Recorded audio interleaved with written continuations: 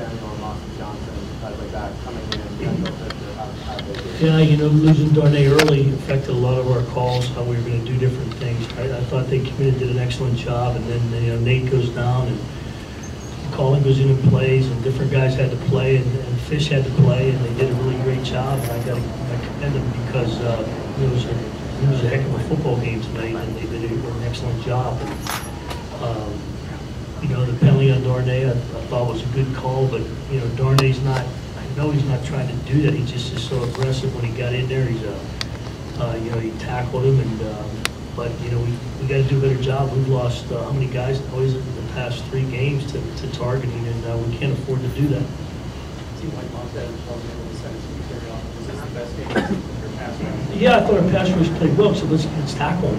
We had our opportunities to get him, and we've got to keep him in the pocket. One of our objectives of the game, one of our goal objectives was to squeeze the pocket. I don't think we did a great job of squeezing. We let him out too many times. You can't let him get out because that's when he's most dangerous. I think the stat on him when he scrambled to his right, he was like 8 for 8, before the game. So we wanted to try to keep him in the pocket and squeeze him. I don't think we did as good a job as we wanted to do. When you have a chance to make a sack, you have to come to balance with your feet.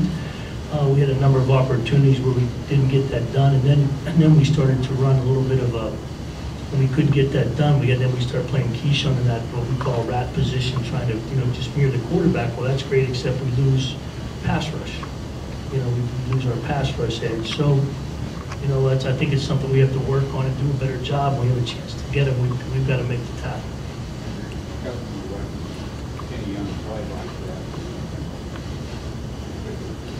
Yeah, I thought Kenny was back to his old self tonight. In all fairness to him, the thing would happen with the head and then coming back, and I thought Kenny played an excellent game. And once again, I don't watch all the plays because I'm watching all kind of different things going on up there, and so I don't get to see everything. It's like just a general overview of what our scheme's trying to get done. You talked about the success of the better results.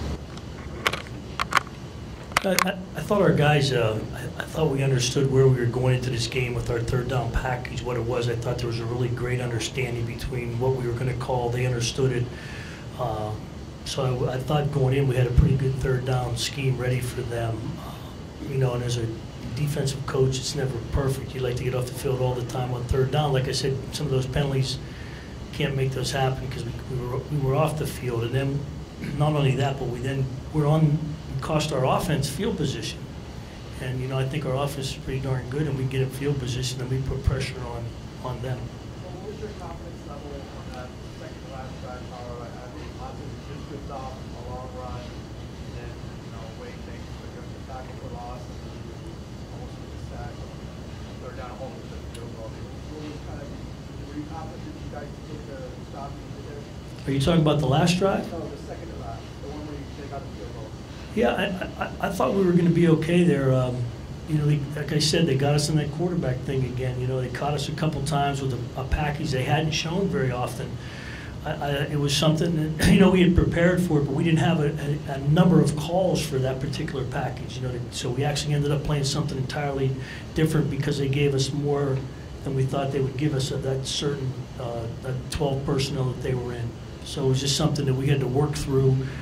They did give us a play that we hadn't practiced, and we had shown them a lot of different looks, but there's only so much time during practice to get it done. And I thought that that's something that was, that they had done a good job on getting ready for us to play this game. Was that one of the reasons why there was a little bit of confusion on defense, especially with the 12 men on the field? The 12 men on the field, because I think what happened was we had so many different groupings. And in fairness, once again, I'm not a guy, as you know, I look in the mirror, not out the window. I'm never going to blame the players for anything. I look at myself. I don't like to do, because they're my guys, I love them. And I look at myself, and I can tell you this, because I think what happened is just a wording where we had what was called a big corner group, and we had what was called a big nickel group. And I don't know if they heard the second word. So, I'm going to get that worked out, and maybe we just need another word, as small as that sounds, but in the heat of battle, it happens quickly, and I think that that's exactly what happened. And now that I look back, I have to blame myself and say, well, geez, as much as we were doing that, and even though it was after a timeout, I'm not down on the field, I'm up in the box, but still, they hurt big, and big nickel, big corner is very different because instead of 3 DBs in, big nickel there's 4, big corner there's 3, and so I got to look at myself on that one and try to do a better job with the wording. When you just said that, oh, sorry, sir. When you said that they gave you a package that you guys haven't seen before, as a coordinator, is it difficult to make adjustments, especially when it's something that you've It's never not that seen? we hadn't seen it before, but we didn't have a lot of calls ready for that package because you have to balance what they're doing with how many calls you can practice. So we had to go back to some things that we hadn't practiced, and our players knew we were going to have.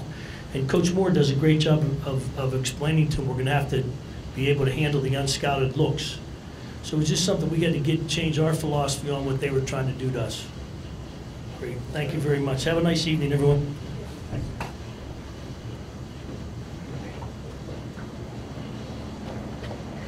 Okay, guys. Good night. Good evening. How is everybody? Oh.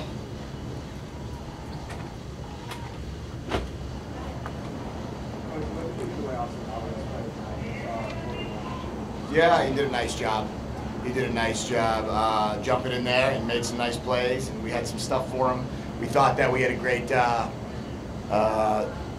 opportunity, that he had a great opportunity with some matchups, and he's fast and he's good, and it was nice to get him going a little bit and nice to see another touchdown from him. I think that's a couple in a row, and he did a nice job. Like that, a lot of success with the run pass balance tonight, and like mix of plays. The running game gets you so gets the 7 yards on 3rd and 6, and helps burn the clock. So more progress than that. Yeah, it was exciting to have I'll tell you, the biggest thing for us in this game offensively was to have a 6-minute and 46-second drive when it's whatever it was, a 1-point game, right? So we start on the -8, we take it to the +14. We use 6 minutes and 46 seconds and make them use all their timeouts. And then we kick a field goal to go up 4 and give them 26 seconds left with no timeouts. So we were able to do that because we were able to stay with the running game. We were able to do hit some runs, like you said, a big 3rd down conversion in the run game. There were some things in the run game we needed to clean up. We had 35 carries for 95 yards. We need to be better than that. But, our guys understand that the run game allows us to be explosive in the passing game as well. And I think Josh threw for 375 yards, and 60% of his passes have probably left 100 to 150 yards out there. So we'll just keep improving. Was there any interception his fault? Yeah, I think he would say it was. But I mean, it was a situation where he had a one-on-one opportunity. He underthrew it a little bit. Didn't see the post-high safety rotating over the top. There wasn't anybody open. He probably just should throw the ball away in that situation. And you know what? Sometimes that happens. He threw the ball 45 times. He threw a pick. He completed a ton of balls out there again, threw for a ton of yards, and I'm sure he'd like to take that one back. But that's going to happen. None of us are going to call a perfect game, and none of us are going to throw a perfect game either. You mentioned the long drive, the long drive to start the game as well. How much of an emphasis was that controlling the clock? Well, we didn't really talk about controlling the clock as much as we talked about we liked some of our run game out of different personnel groups, and what we wanted to do is if we were going to sub in and not try to go with great tempo all the time, we were going to be able to get in and out of personnel groups. We were going to huddle a little bit more, and then just try to kind of establish a little bit of that run game, play action game, which was good. For the most part, there were some things that probably when we went quick, we moved the ball well.